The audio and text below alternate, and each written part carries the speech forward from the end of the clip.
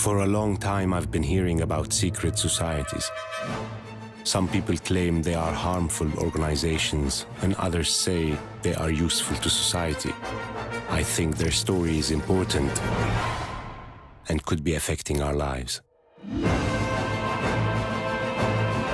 There have always been secret societies to retain knowledge. In the Arab world, was completely fascinated by the idea of secret societies, Western secret societies. There are all sorts of secret societies. There are political ones, there are criminal ones, and indeed there are occult ones. The facts are there. It's just that we each sometimes interpret them differently.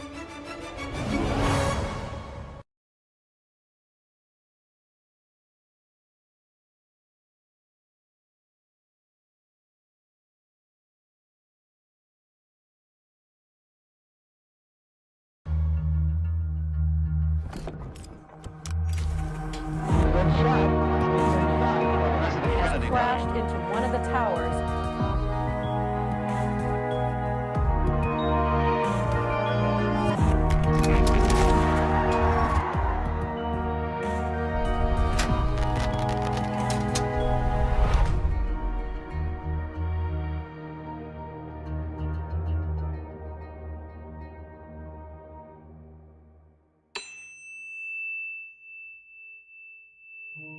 Secret societies are fiercely compartmentalized, but there's a level above them. That's where the real game is going on.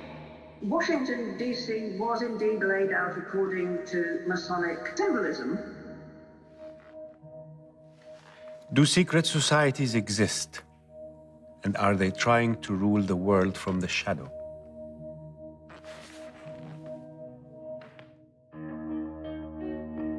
I have always thought of myself as a free thinker. I am always hungry for knowledge. When I was at school, my favorite subjects were mathematics, physics, and literature. I love numbers and shapes. And at the same time, I enjoy a good story. And I love mystery. Mysteries generally propel my curiosity and need to know. My curiosity made me think of what is called secret societies, like the Illuminati, the Freemasons, and many other secret societies they say have existed since a long time ago. And there are alleged records of some of them, and claims that their members reached as far as to rule nations, and stories about strange rituals exercised in their meetings. What are these secret societies? Do they really exist? And what is their purpose? When I started the journey to search for answers, I got lost. Lost between many secret societies. Each one has its own rules and objectives. The Freemasons, the Illuminati, the Rosicrucians, Skull and Bones, and many others we hear of, and maybe others we don't. So I decided I should start by talking to someone who did a lot of research on this topic. I reached David Icke. Maybe he can show me the way. Hi, David. You have investigated secret societies for a long time. Can you please tell me more about the origins of secret societies?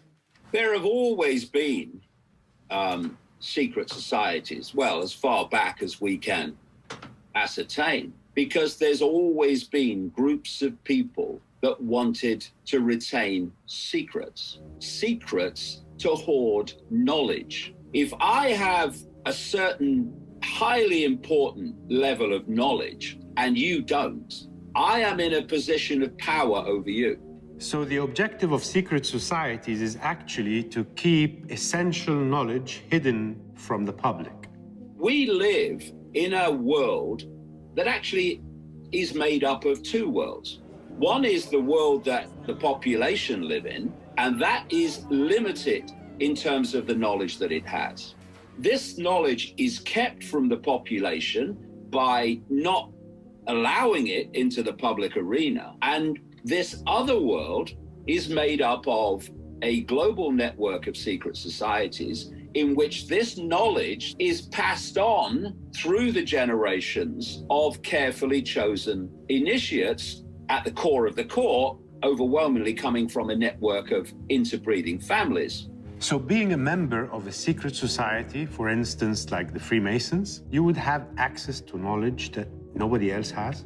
These secret societies are fiercely compartmentalized. You look at just the Freemasons as an example, the bottom 3 levels of degree, the so-called blue degrees, and there's 33 levels. And you only progress to the next level, which is what? The next level of knowledge, if that level decides you are worthy of it, or you're the kind of person that should have it. You have, say, the Freemasons, you have the Jesuit order, you have the Knights Templar, and they appear, of course, compartmentalized in their individual pyramids, but there's a level above them. And at that level, which it doesn't officially exist, that's where the real game is going on. What is written about the Templars is that they were formed in the Middle Ages. They were warriors. They say they invented banking as we know it, and they amassed incredible fortunes, and they offered loans to kings and nations as a way to control them. Then it is said they became builders and pirates and grew more popular and powerful until they were outlawed by the King of France and their leaders were burnt at the stake. But many say they continued in secret and became more occult. It seems there are many secret societies who people believe are ruling the world or producing its leaders, like the fraternity called Ordo Novi Templi, or New Templars, that is said to be behind the rise of Hitler. The fraternity was founded by Jörg Lanz von Liebenfels, a racial theorist, and Guido von List, an occultist. Lynn Picknett is a writer and researcher whose work on secret societies is very useful. I think she could help answer a few questions. Hi, Lynn. You did an extensive research on the Templars. Yeah, we did the research, yes. So what can you tell me about secret societies and their relation to power? There are all sorts of secret societies. There are political ones, there are criminal ones, and indeed there are occult ones. I always say that the paranormal is things that happen, and the occult is things you choose to do. You know, so like join a society. And ritual magic, for example, which is all about focusing your will through rituals, and they hope to change the actual world through their will, whether or not they manage it or not is another matter. Do you think there is a link between secret societies and powerful political organizations, such as the Nazis? The Nazis had their roots in a sort of semi-mystical belief system called Ariosophy, which actually came from the 19th century, but built up in importance after the First World War when Germany was beaten. And Germany felt it needed to build up its national pride. So they became very obsessed with Ariosophy, which was basically the idea that the Aryan race was a very ancient race that had ancient wisdom and had mystical roots and was going to rule the world. So the idea of a unified identity and purpose could very well be one of the main reasons or motivations behind such groups. Actually, I think it's almost like part of human DNA in a way, is that you think I know something that they don't know, and then you say to somebody, and it's power. It's quite interesting that you have the United States of all places, being actually founded by unapologetic Freemasons. I mean, they were, there was nothing sinister about them, because at that time, certainly, the pre-Masonic ideal was about enlightenment. So you had, George Washington, Benjamin Franklin, a huge number of the founding fathers were in fact Freemasons. They believed there is magic in symbols, no? Washington, D.C. was indeed laid out according to Masonic symbolism to stamp the new center, the new capital, with the Masonic presence, if you like. And perhaps some of them did believe it did, protect it in some way. Everything is attached by a very thin thread. The facts are there. It's just that we each sometimes interpret them differently. What are we supposed to do? We can only speculate when there is a gap in the information. True, but there is a limit, beyond which it's no longer speculation. It becomes just fertile imagination.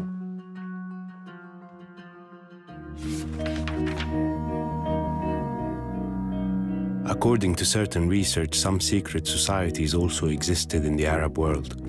Some from a long time ago, like the Assassins and the Baktash. And it seems that they may have been an inspiration to some Western secret societies. And there are claims that some Arab Muslim great thinkers and figures were in one way or another linked to a secret society. We may hear negatively of the Freemasons and consider it an accusation, but we all admire some of their figures for their contribution to humanity. This can be surprising, especially when these figures are Arabs. This is something worth exploring. I will talk to Ihab Germazi, an MIT researcher and Harvard PhD candidate. He can tell us about secret societies in the Arab world. It will be very good to start by saying that seeing Freemasonry and secret societies as a particularly evil organization in the Arab world especially is mostly a product of the second half of the 20th century. But if we look at the 19th century and the beginning of the 20th century, we would see that the elites in the Arab world was completely fascinated, actually, by the idea of secret societies, Western secret societies, and Western Freemasonic lodges. The first reason was that the Freemasonry is an elitist group that is interested in hiring and adopting as brothers those who are proved that they are influential in their societies. The second reason, they are different from the colonial, materialist, racist program, and perhaps most importantly, that they claim they had a spiritual aspect to them. Can you please talk to me a little bit about the decline of secret societies, especially in the Arab world? What happened to them? They were so popular, and all of a sudden, everybody wants to stay away from them. The problem with Freemasonry, basically, when it started, one of them that included the elite starting having a problem with Freemasonry, happened when the colonialism ended. A lot of the local elite wanted to be as far as possible from any Western lineage. The second reason, it's an important one, is actually the creation of the State of Israel. That Zionism, in that sense, was always affiliated to some sort of a big Masonic world conspiracy.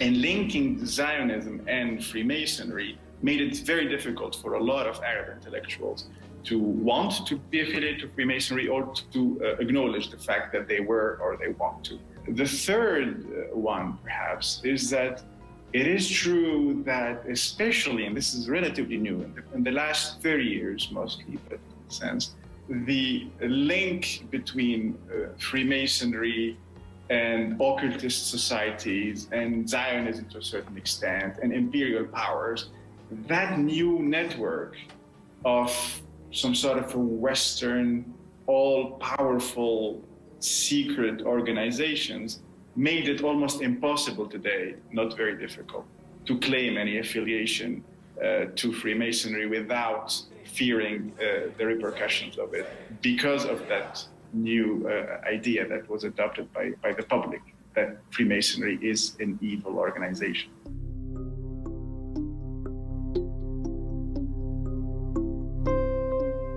It is normal that people gather, organize, keep secrets, and favor those who think like them.